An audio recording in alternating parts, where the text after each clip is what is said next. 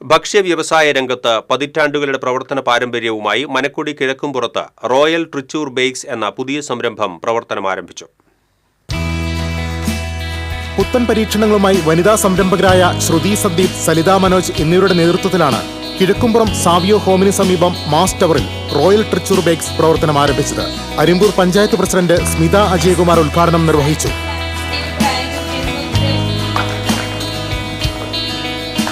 ചടങ്ങിൽ RBT trade മാർക്കിൽ ആരംഭിച്ച റോയൽ ട്രിച്ചൂർ ബേക്സിന്റെ പുതിയ ബ്രാൻഡ് ലോഞ്ചിംഗും നടന്നു.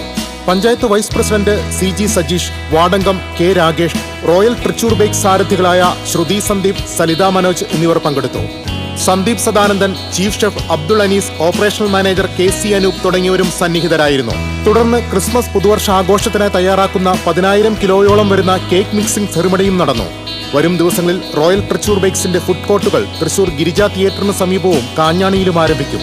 കൂടുതൽ വിവരങ്ങൾക്ക് 7561816000.